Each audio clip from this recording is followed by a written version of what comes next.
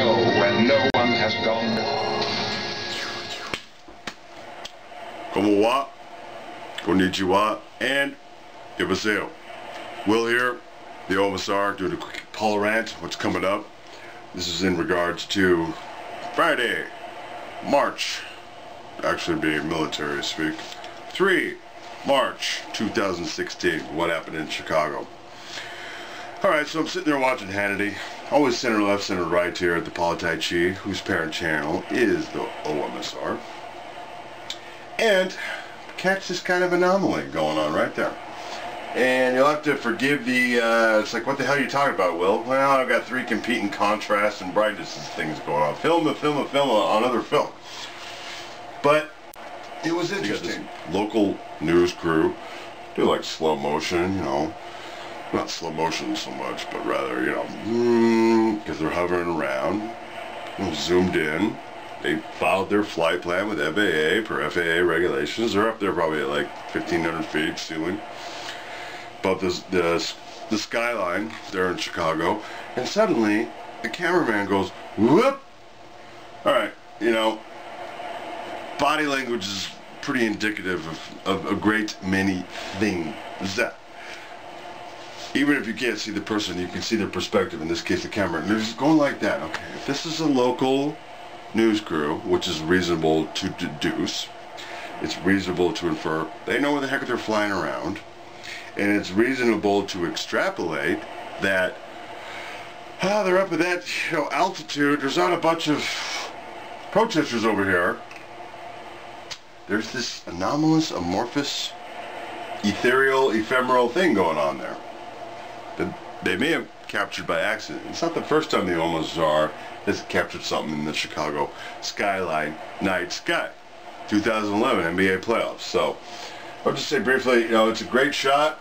Zoomed in after the fact, closed with Donald Trump talking about Patton and MacArthur kind of turning in their graves. Go, yeah, totally in agreement with that. Slowed it down, tried to zoom in a little bit, tried to clean up the clarity, but it was a little difficult. Film again. But you decide. I'm not saying UFO, but I'm also saying I think we can reasonably deduce what it isn't. Therefore, the reciprocal should lead you to reasonably say what it is. Can't say that. It's not as Crane. I'm pretty sure it's not the series with John Hancock Towers. If it were, it would have been lit up like all outdoors as a navigational hazard. There's something going on here. I want you to pay attention. In the meantime, you can see a great slow motion movie of, you know,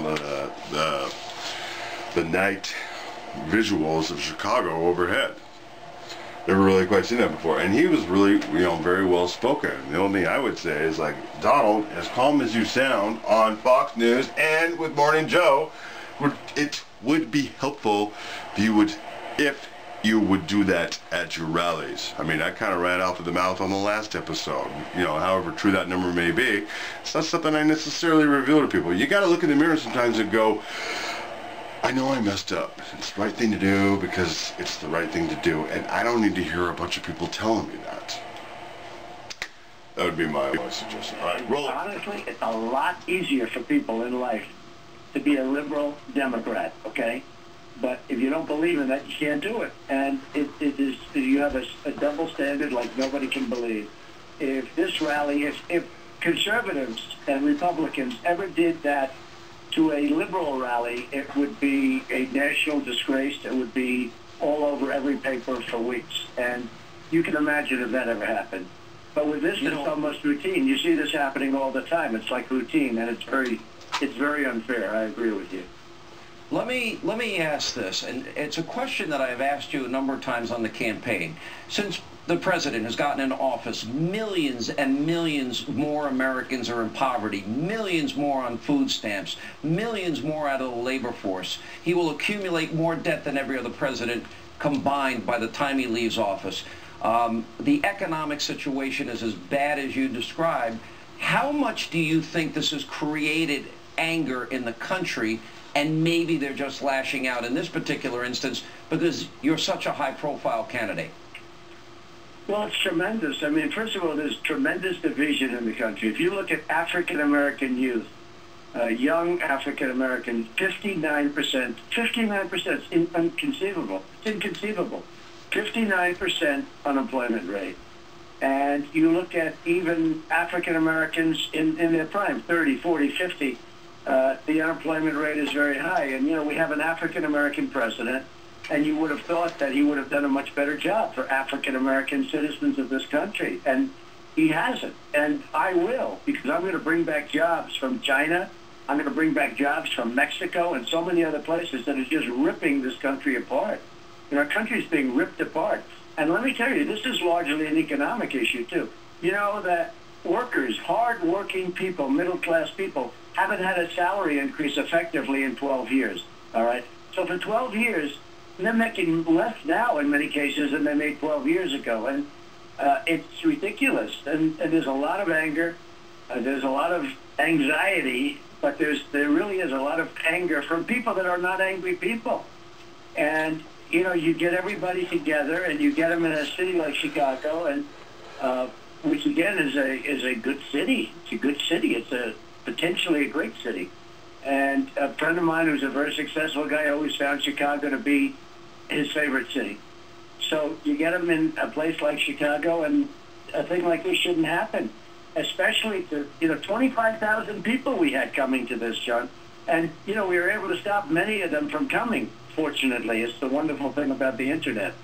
But we were able to stop many, many people from coming, or it would have been really a mess. And then you don't know what would have happened. But we were able to do it early enough. And the early cancellation and the cancellation was just turned out to be a very good move, because now things are just about cleared up and, you know, there's been no damage.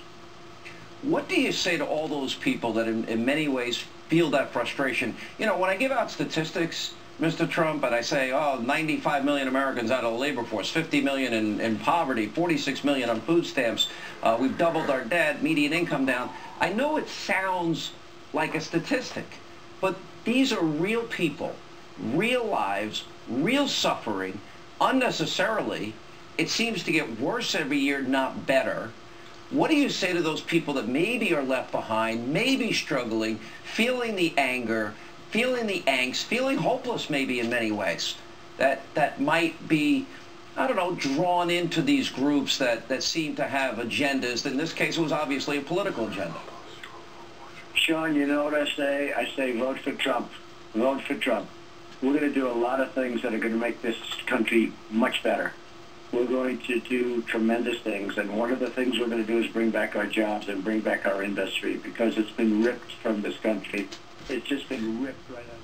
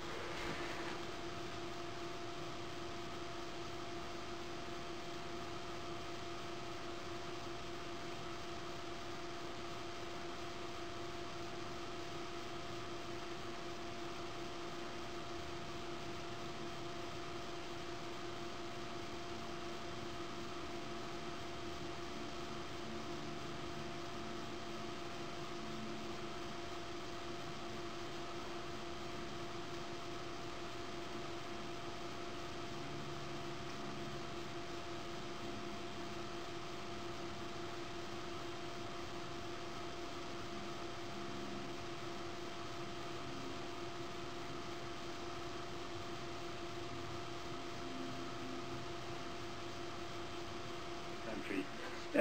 50,000 manufacturing plants and businesses out of just taken like nothing with all the job losses. You take a look at right now, Pfizer is leaving the United States.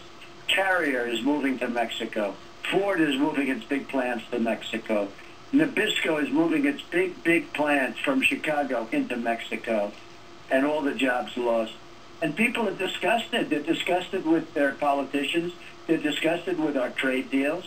They're disgusted with the fact that our military can't even beat ISIS.